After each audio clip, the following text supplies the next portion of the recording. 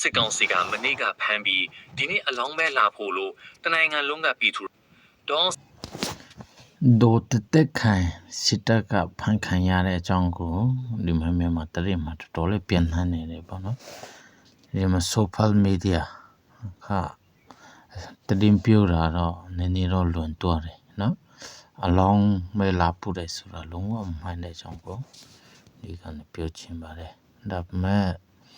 သူအဖန်ခံရတဲ့အကြောင်းကိုတော့လုံးဝကိုမှန်တယ်ပေါ့နော်တင်းကောင်းကျွန်တော်ပြောသွားမှာဖြစ်ပါတယ်မြန်မာနိုင်ငံရဲ့တရင်ကောင်းပြောသွားမှာဖြစ်ပါတယ်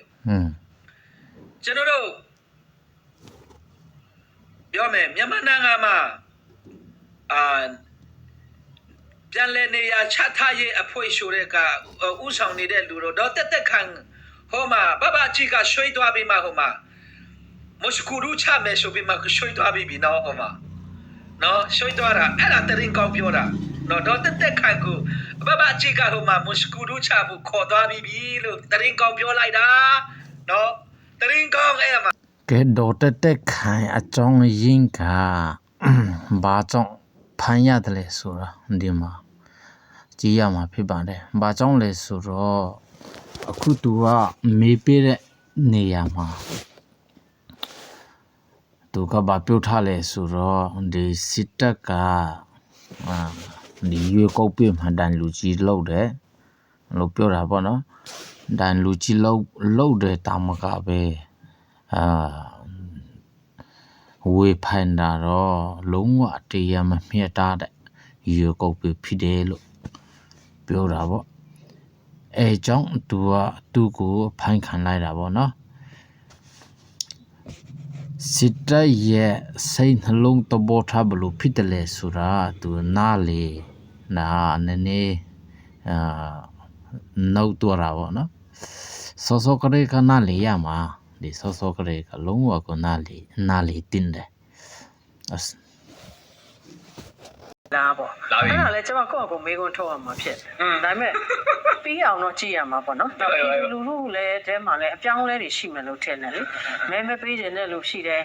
မဲပေးမယ်ဆိုတော့လည်းဘယ်သူပေးရမှမသိတဲ့သူရှိမယ်အဆုံရှိနိုင်တာပေါ့နော်ဆိုလို့ရှင်ပြည်သူလူလူထဲမှာလည်းစဝေစွာတွေဖြစ်ပြီးတော့မှဒါတွေဖြစ်ပြီးတော့မှရွေးကောက်ပွဲပြီးတဲ့အထိတော့ကျွန်တော်တို့စောင့်ကြည့်ရမယ်လို့ထင်တယ်ဆိုလို့ရှိရင်အဓိကတော့ကျွန်တော်တို့ကရွေးကောက်ပွဲပြီးတဲ့ရလဒ်ကပြည်သူစံတောက်ထင်ဟလားမထင်ဟလားပေါ့နော်ဒါတွေလည်းကျွန်တော်တို့စောင့်ကြည့်ဖို့လိုတော့ကျွန်မအနေနဲ့တော့ယတိပြအခုချိန်မှာတော့ဘာမှပြောလို့မရဘူးလွတ်လပ်ပါတယ်တရားမျှတပါတယ်ဆိုတာမျိုးပေါ့နော်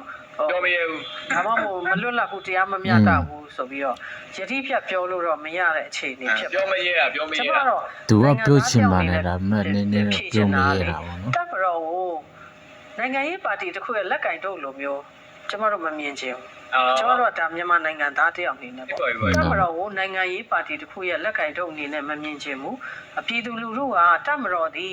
နိုင်ငံရဲ့အချုပ်အခြာအာဏာကိုကာကွယ်တဲ့အဖွဲ့အစည်းပြီးလို့ရှိရင်ပြည်ပရန်ကာကွယ်တဲ့အဖွဲ့အစည်းနောက်တစ်ခုကတော့ကျွန်တော်တို့တိုင်းရင်းသားလက်နက်ကိုင်တွေရှိနေတာပေါ့နော်ရှိနေတော့ဒီတိုင်းရင်းသားလက်နက်ကိုင်တွေကိုလည်းထိန်းထားနိုင်တဲ့အဖွဲ့အစည်းပေါ့နော်အဲ့လိုထိန်းထားမှသာကျွန်တော်တို့ငြိမ်းချမ်းရေးလူတွေကငြိမ်းချမ်းလုံခြုံစွာနေထိုင်ရမှာလေဒီလိုအဖွဲ့အစည်းအနေနဲ့ကျွန်တော်တို့ကပြည်သူအနေနဲ့ချစ်ချင်တာပေါ့နော်တပ်မတော်ချစ်ချင်တာပေါ့တပ်မတော်ကဒီတိုင်းလူကြီးလဲလုပ်တယ်အခုပါပေါ့ပါတီမှာလည်းပါပြီးဝင်ကြိုင်နေဆိုတော့အတိတ်ပဲတမျိုးပြောင်းသွားတာပေါ့နော်ကဲတော့တက်ခိုင်ရဲ့စစ်တပ်တွေကဖိုင်တဲ့အကြောင်းရင်းတော့ဒီမှာဆုံးတယ်ပေါ့နော်ဒီလိုပဲတော့တက်ခိုင်ကစစ်တပ်ကိုယုံကြည်ပြီးအခုထားတယ်ပေါ့နော်ယုံကြည်ပြီးအခုထားတဲ့အကြောင်းကိုသူလည်းအခုတော့နားလေတင်ပြီပေါ့နော်